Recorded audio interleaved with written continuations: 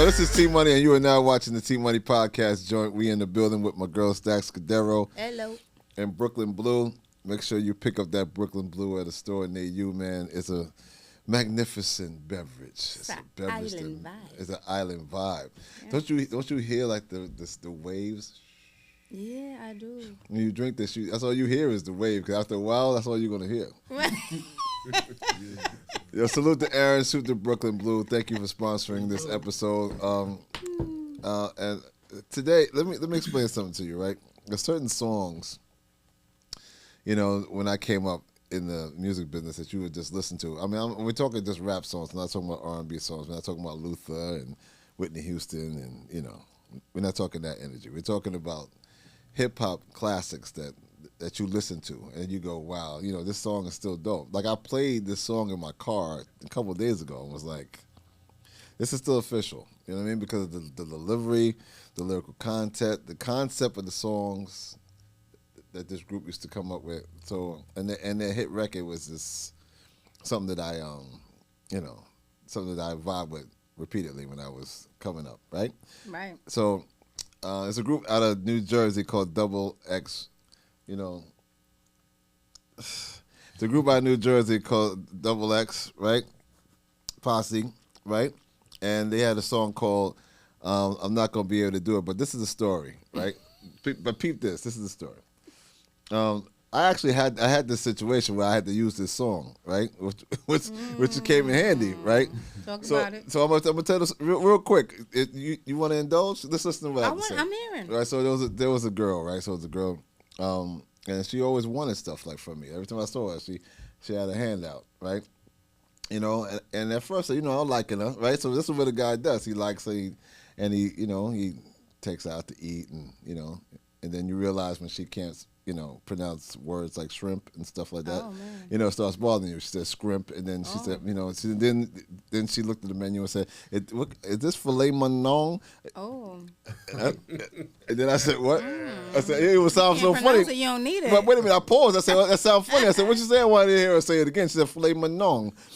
I said, "You mean filet mignon?" She was like, "Oh yeah, what is that?" I said, "Okay, well that's nothing. That's nothing." Right. So then, you know, as I was taking her home, she was asking me for more stuff, telling me she needed her rent paid. And then I didn't say I'm not gonna be able to do it. I said, "Did you hear this new song?" She was like, "What song?" And I played it.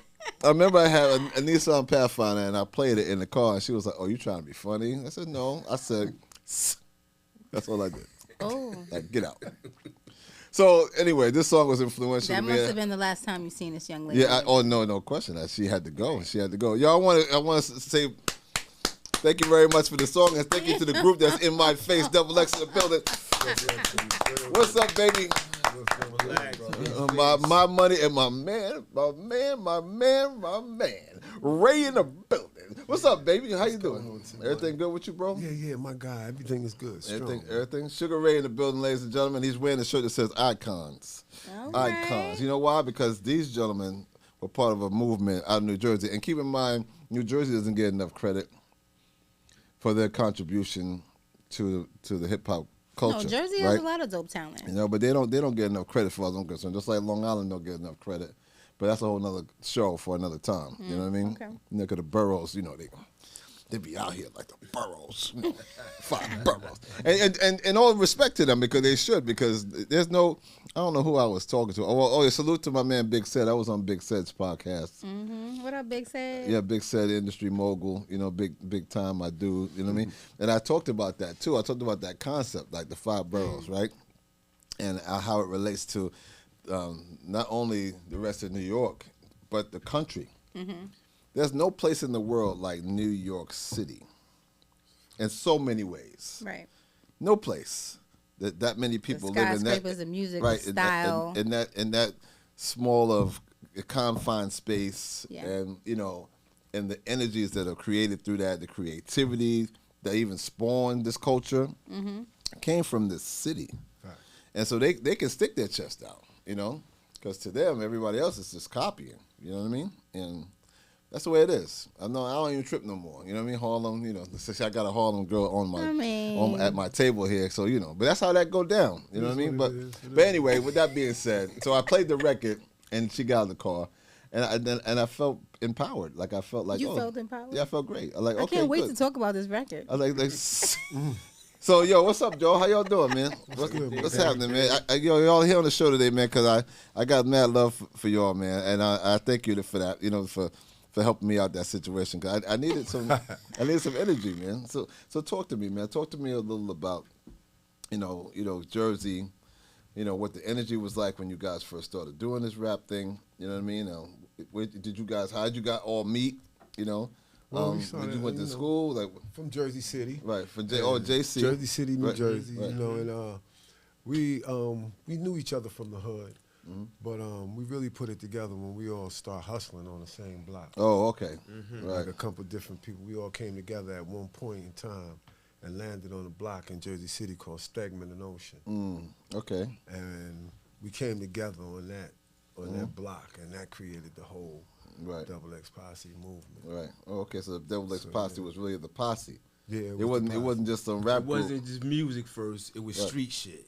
Right. Okay. That's what I'm trying to say. It was really posse. Hold on, it was street for the shit. hustlers. But we wasn't actually formulated as, we actually came official when the music made it, a worldwide thing. That's how it is in regards to a lot of AKA posses at some point. You know what I mean? Because the music makes you worldwide. It makes you international. It makes you, to the world, it makes you somebody. Facts, you know what I'm saying? Facts. Yeah, you bigger We than was a bunch of guys. We was on the block. We started hustling.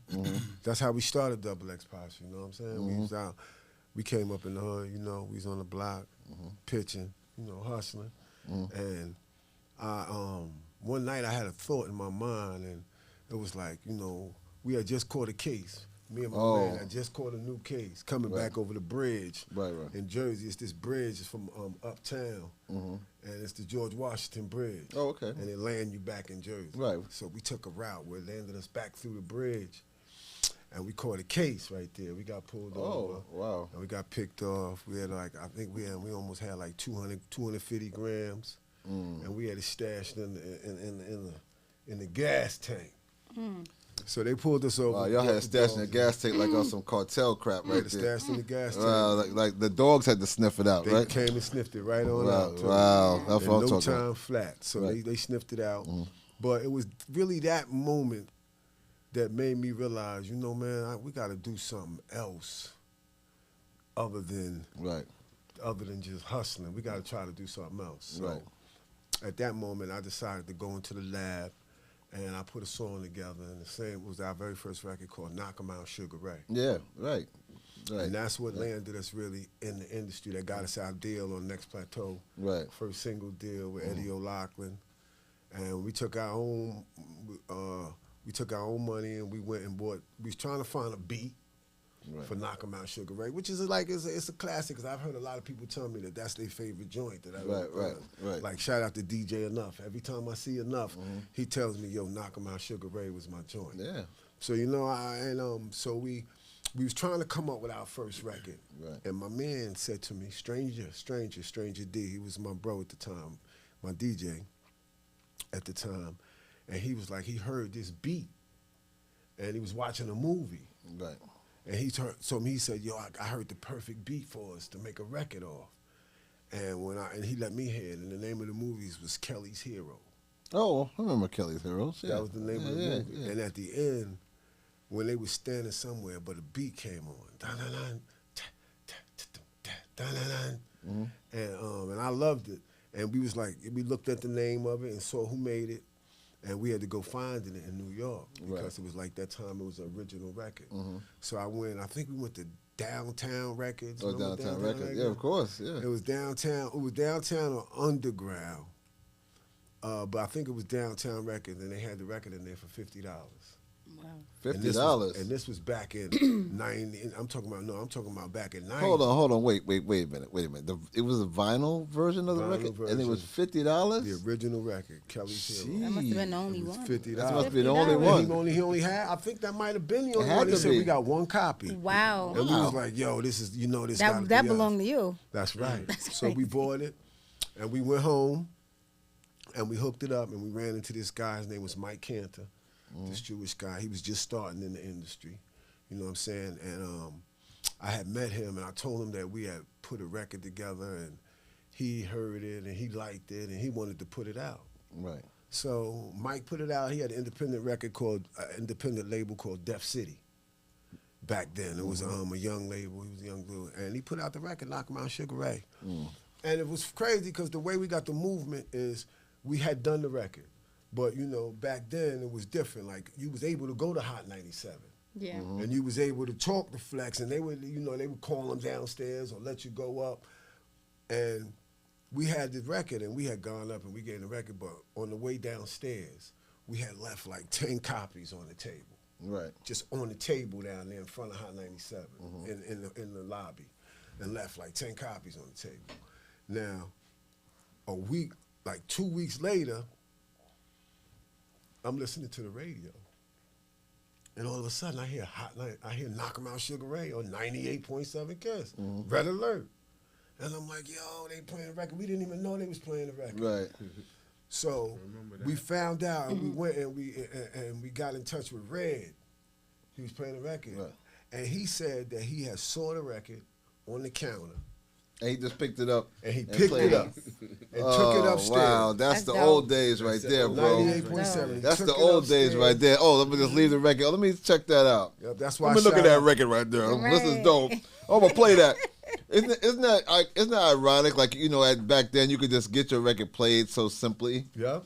Because you got a hot song, they're just gonna play it.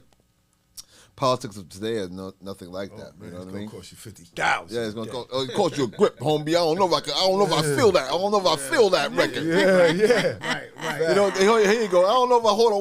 Wait. I don't know if I feel that. Look. I don't know if I feel that. Oh, I kind of feel that. I kind of feel that right now. Dope, yo. Yeah, I like Right. that. I like that. Right. Yeah. You know what I Play that for mean? you. I kind of feel it now. At this time, T-Money, this was all, though, before XX Posse. We wasn't XX Posse yet. Wow. But we was Sugar Ray. on the same block. We was all hustling on the same block. But we wasn't XX Posse. It was just Interesting. MC Sugar Ray and Stranger D. Okay, I so mean, it's from this the origins of It's it the all. origins where it came from. Right. So Mike Cantor put the record on his label, Def City. Right. Red Alert sees the record and he starts playing it. Right. Salute to Red too, by the way. That's Salute. my guy. That's One how love. Red played my record too. He played original concept. He played my record. No doubt. Red Alert Uncle Red. was a classic for playing whatever he felt was hot. He just played it, gave Right. people a shot. He did. No And doubt. he gave so Definitely many did. artists a shot, man. And thank you again to Red. Yeah, thank you, If Red you Alert. if you watching this, man, Salute, just know Red. that salute to you. You know what I mean? Salute Facts. all day. And Red started playing the joint. And at that time, he started playing it every weekend because he liked it. He said, yo, I love this beat. I like the record. And so he playing it every Friday. I think it was Friday, his night. He playing it on the radio. And at that time, Red had just cut into Mark, the 45 King. Right.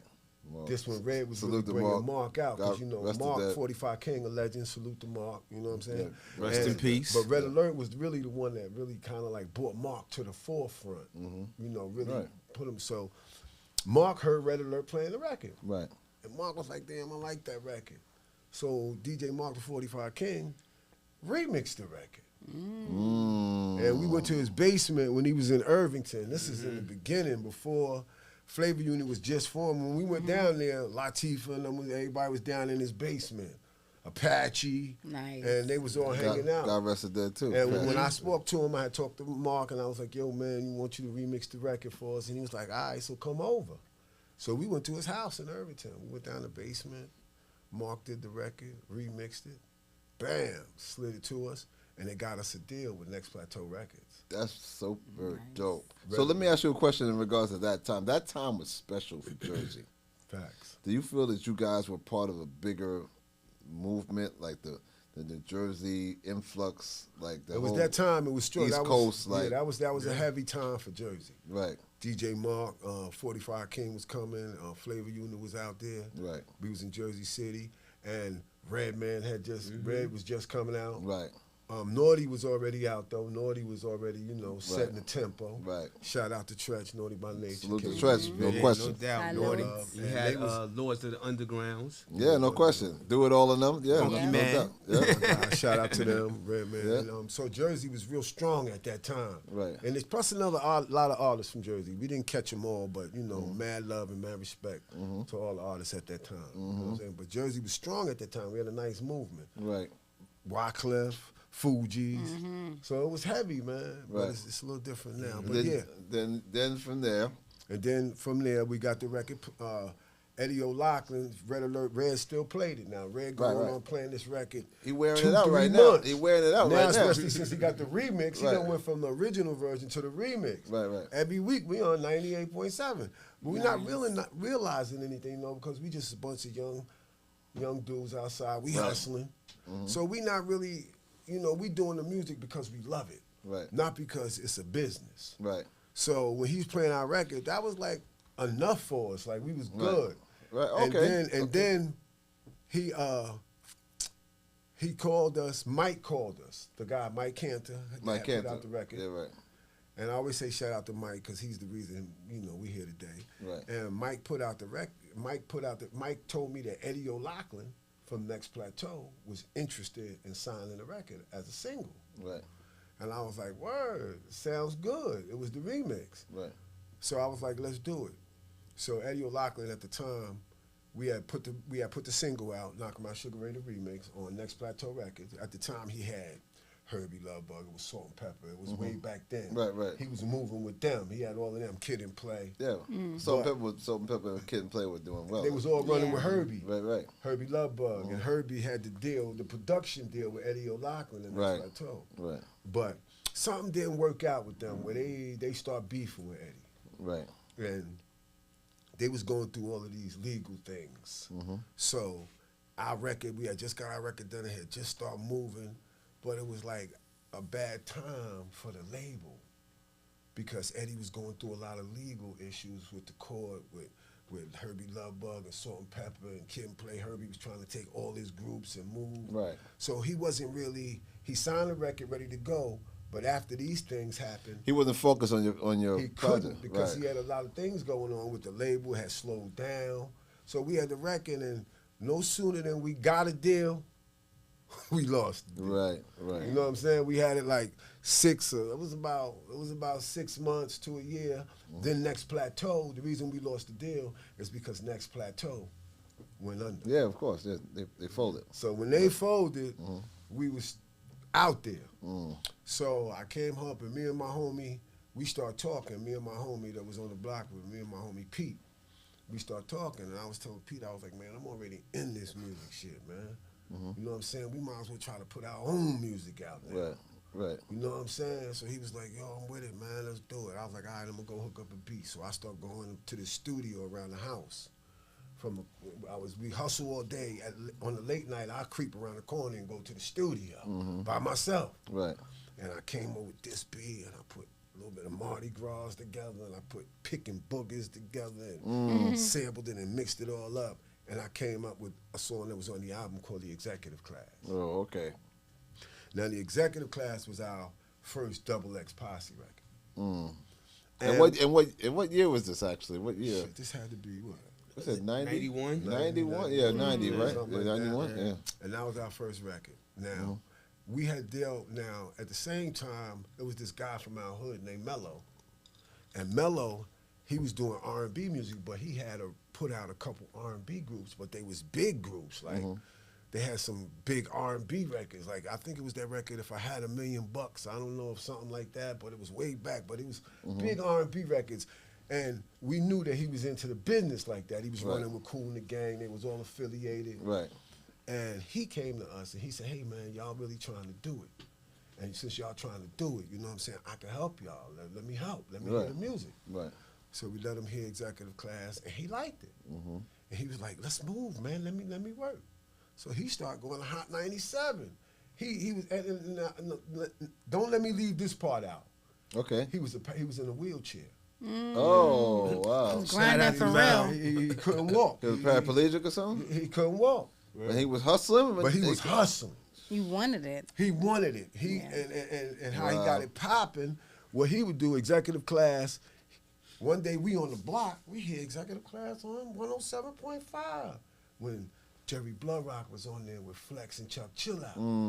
Right. Now, I remember we that. heard Yeah. it, and now Mello came back. He said, "You heard the record?" I was like, "Yeah, why?" He said, "Yo, Funkmaster Flex played the record." Nice. Flex was DJing now. He was running with Jerry Bloodrock, and they was up there at 107. Right. So Flex liked the record. Flex loved the record. So Flex started playing the record every week. But, you know, Mello had a lot to do with that because, you know, when Flex, I guess, seeing the grind of this guy in a wheelchair and seeing him over in front of Hot 97 every day, you take notice. If you're the DJ, like, who's this guy sitting in front? Every time I come here, this guy sitting in a wheelchair. And Mello would have, he would take a couple of girls with him. Right. And the girls would be outside the van and they would be drinking. He had a big customized van. He would bust the side of the door, roll out, and stand in front of Hot 97 and play executive class. Oh, that's crazy. He wanted it. He was dead serious. He was dead serious. So Flex, He was his own street team. Right, he was on the street team. That's why I give a lot to him, Mello. Yeah. You know, things that I'm gonna get to that part with him, but without him, it would have never been no us. Right. So I give him those No props. Double X Posse without Mello, Yeah. right? I give him the props. Salute to you, man. Mello. Salute to you, he brother. worked it hard, man. I mean, he went to Hot. He stayed over pulling up at Hot 97 every day, until they noticed him. So they start playing the record. Now they banging the record on the radio every day. Flex played on 107.5. So Mello called me one day and he said, "Ray, I got a audition for you guys." I said, "An audition? We on the block hustling. What you mean audition?" He was like, "I need y'all to make it over here to this studio in New York. I need y'all to be over here in 2 hours." 2 hours? Well, we got to see, but, you know, we into it. So, all right, Mel, I'll get the crew together. We'll be there. So I gathered my DJ, and we all went over there, and we performed live in the studio that they had rented. We performed our show live. That's dope. And the guy he had owned the label. He owned Big Beat Records. Oh, Big Beat. Facts. And this guy, his name was Craig Kalman. Now, Craig later became the man up at Warner Brothers, up Atlantic. He was the president. He's the big boss up at Warner Electric. Craig was running the whole thing. But at this time, he just got into the music business. Right. He got a little office on 21st Street, and it's called Big Beat Records. So he gets this audition. We go to the studio, and we perform our live show for him. At this time, you know, it was more showmanship with the shows, maybe a little bit now than it is now. Yeah. Little dance routines. But that's whatever. important, though, and I feel like that's missing. It is. It's different now. Yeah. It's different because they don't do much of that. But when we did it, we spun his head, and he was like, "Yo, let's do it. I want to sign him right on the spot." He said. Nice. He said, "Mello, I'll have the paperwork to you by next week, and let's get it going." Mello called me next week and said, "Yo, Ray, I got the contracts. Come to my house and sign them." Now, mind you, when he told me to come to the house and sign them, I'm really the only one rapping. So I was like, all right, we go up there. So I go up there now. I got another dude with me. Now, BK wasn't there yet. Right. Ma was on the block. But when we went up there, we didn't know nothing about the industry. I went more with the intentions to see what's going on. What's he talking about? Right. So I get up there. He got the contracts on the table. He in his wheelchair. It's 2 contracts. One, a production deal with Mello Records, and then the deal with Big B. Now, I was like, "So, man, what is all this papers? We don't have no lawyer or nothing." He was like, "Come on, man, this all we got." He said, "I'm going to tell you the truth. The deal fucked up." I was like, "What?" You know what? Again, with salute to my man, because he kept it 100 immediately. I'm going to tell you right now, this is twisted. He said the deal fucked up. He said, "But this is all we got." And when he was saying it was fucked up, he was just saying it could have been for more money. Of course, Right. yeah, of course. Yeah. But it was a production deal that he was signing. So he still got more than the average artist would have got. Right. With just an artist deal. Right. So he said, "Fucked up, man," or whatever. So now he talking about it's fucked up. So shit was in the game. So when I signed the contract, I signed shit crazy, some old crazy shit, not my signature. So just in case I had to double back. Right. and I had this little Puerto Rican dude with me, my homie Dondi from the block, and the other guy that was our DJ, BK, he wasn't there. R.I.P. BK, our DJ, XX Posse. Oh, He just passed salute. away. Oh, wow. Salute to him, man. So, BK, that's my guy. Wow. I didn't know he passed. Sorry to hit BK him. passed. And B was condolences. like, B wasn't there. So I had my man sign BK name. Oh. Now, hey, we're going to twist you up. So he signs BK name. All right, boom, we leave. All right, Molo, go ahead, whatever, man. We shoot back to the block. All the paperwork's in play and everything. Now we start working on the album. Stretch Armstrong and Reef. You know Reef, Rob Tulo? Yeah. They A&R Of on course, the album. yes. They A&R on the album. We on Big Beat. But Stretch Armstrong and Rob Tulo, Reef, they A&R on the whole album. So we go into the studio and we recording. So one day Stretch said to me when we was up there, he said, yo, Ray, sugar, man, let me tell you some shit. He said, you know, now when we had talked to Mello, I had told Mello, I said, Mello, it's a lot of sneaky shit going on in the industry. A lot of fucked up shit. As long as you keep it 100 with us, it'll all be good. Everything's 50%, 50-50. We're going to split it down the middle. I said, all right, that's good, man. 50-50, all right? All right, that was our whole. So now we moving. So now we doing the album. So Stretch comes to me one day. He said, yo, Sugar Ray, you know, Mello is getting 100% of your publishing in the contract. 100%. Now, this our man that's got us on and rocking with us. The contract's messed up. But we know that publishing is the most important, one of the most important parts of the Right. contract. That is the most You important know what I'm part. saying? So now he had told Publishing. us everything was 50-50. He promised me that. Now Stretch comes to me and said, yo, Mello's getting 100% of your publishing. I said, what? He said, yeah. He said, look, man, I'm telling you. So the next day, we went up to Atlantic and they showed us the contract. And we told them right then, man, we ain't even signed them contracts. I said, he said, what? I said, yeah, look at that signature. That ain't my signature. That's some crazy shit. He said, let me see your signature. He's like, oh, shit. Then they looked at my friend BK. His name is Brian Coleman. The Puerto Rican nigga who was with us, my man, Dondi, Right. he didn't know how to spell BK name. Oh, shoot. So instead of him putting Brian Coleman, he put Brain Coleman. Wow.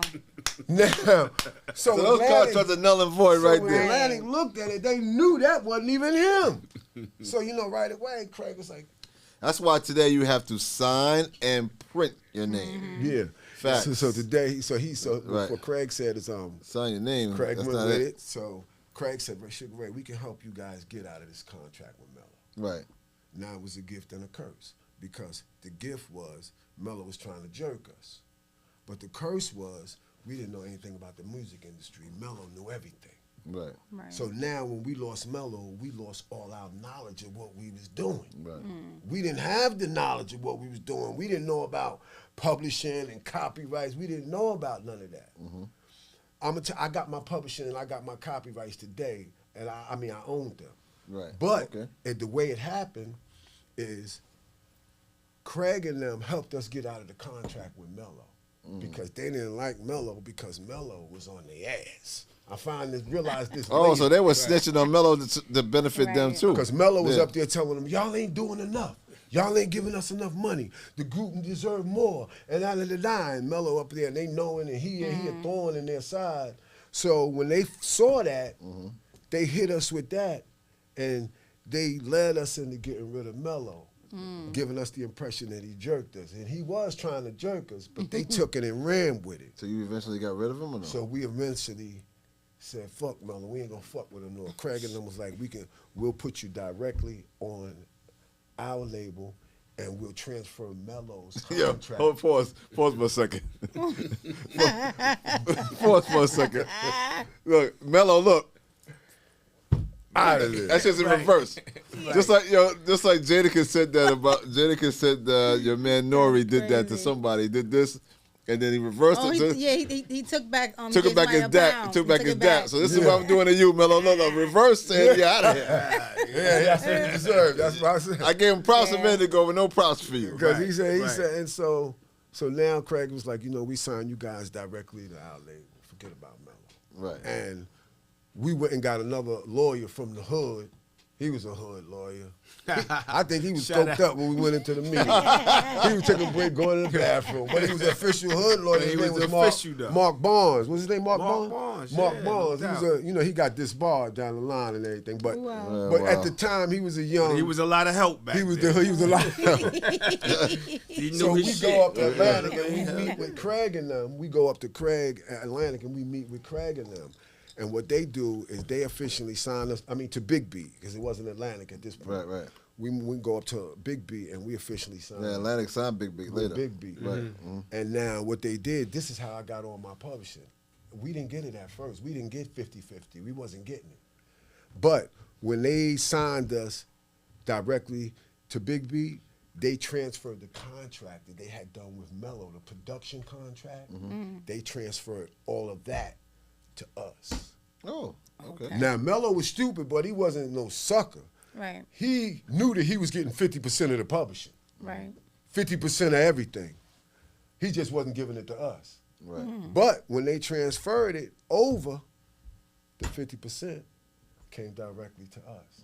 Now I'm in some shit right now with Atlantic trying to get that 50%. Wow. Because you know it's been a lot of years right now, and they owe me a lot of money, and I'm at them. I'm really at them, and I'm making a lot of progress. But I know Atlantic, you know, they jerk some niggas Yeah. during Well, this time. I this heard is- Meek one time saying that they owed him money. Everybody, you know. Yeah. So I'm on them right now, but. Right. Give But- that money up. Facts. But so that's what happened, Craig. We signed on Atlantic. They transferred everything over, and I got my 50 cent, and we start working on that. Oh, that's what's up. Nice. So now, you guys got all your paperwork We done. got the paperwork. Now the focus is the album. So what was the energy like as it relates to creatively, like the album, the new album? What was it like? It was, Like what was the vibe? Like what was the energy you was trying to convey? What were you trying to We wasn't- accomplish to be as honest- artists at this time? To be honest, I'm not even gonna hold you to money. We was not even artists.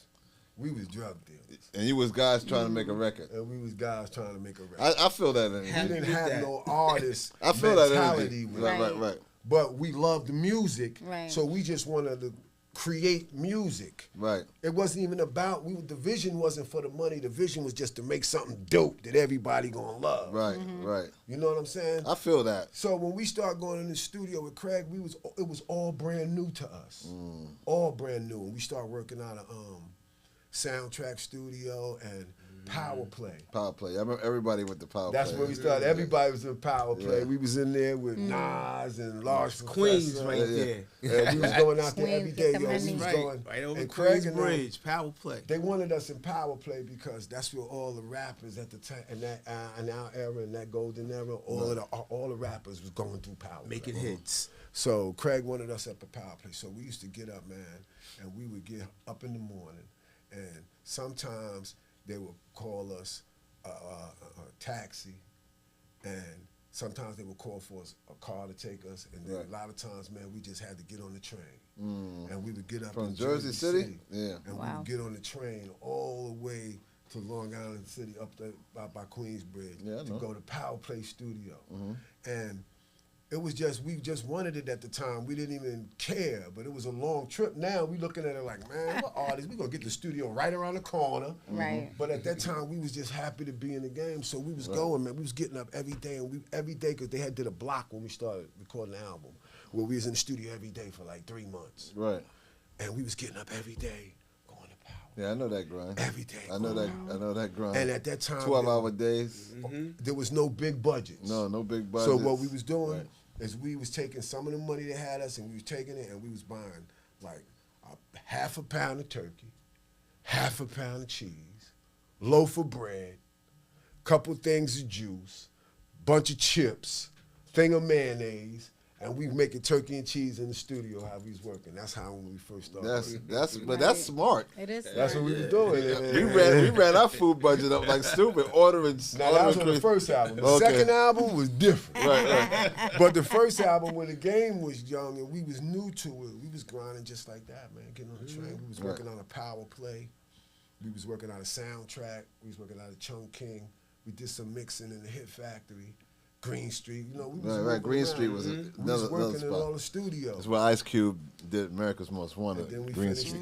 it. And we and you know, as we was working, man, we came up with the album, man, the Double X Posse. So who? Okay, so the album's done now, right? Well, yeah, well, we So- recording it. It's done now. Right. So now feel me, follow me. So now, who's picking the singles? Like who picked the singles? It's funny that you said that, man, because I had a big problem with that. Right, right. Because they didn't give me the power to pick that single. Like the single I wanted to pick, Right. like they didn't give me the power to do that. You know what I'm saying? So the label have first right refusals Like on they, anything they, anyway. I don't but even think they didn't come to me like we refused. They came to me like, this is the game they ran on me. Ray, stretching them, Ray, we really like this record. And just to be honest, they'll do more with a record that Craig likes. That's the game. oh wow! So they passed the buck while they were talking. So they saying if Craig really likes the record and he really likes this record, then he'll do more for you guys. And so I'm looking at it like, yeah, maybe you might be right. But that's probably was the truth though. That's Like, what I wasn't said. true. It made Yeah. a lot of sense at the time because we didn't have big budgets and we didn't have all of that. So I want the label to like the record. Right. Right. So they didn't put out the record I wanted to put out this record called The Pure Thing. So they liked another record called The Head Cracker. Right. Now the Head Cracker was alright, but you know I'm you know we creating, so it was a record that was created. It wasn't my favorite record, but for some reason they really liked it. Right. All right, so they put the Head Crack out. Stretch and Rob Reef, they really liked it. So we put the Head Crack out, and that was the first single. And the Head Cracker came out, we shot a video for it. And then after the first single was out for like 2 months, the album dropped. Now when the album dropped, out of nowhere, they start getting mad calls to the label. They saw, and then a magazine article came out, and this, I gotta say a shout out to Q-Tip, because he tipped it, like, it was like at a time where it could be tipped, and he really tipped it, because at that time, Tribe Called Quest was powerful in the game, very influential. And Q-Tip, you know what I mean? So Specifically, yeah. Q went into a big magazine, and he said, and he had made a quote and said, the hottest new record out, the hottest new group, the hottest new record out is not gonna be able to do it. Now the record that they getting all these calls about is not gonna be able to do it. The label get mad calls, people telling them how they love it, so not gonna be able to do it, start taking off from the album. It wasn't even a single. Right.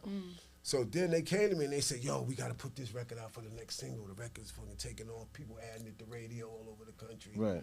So They had no choice. they had no choice. And to keep it 100, it wasn't the second single I wanted either. But But that record was on fire. at the though. time, it was Yeah. on fire, so I understood that. Yeah. So we start moving, we're not going to be able to do it. It's the team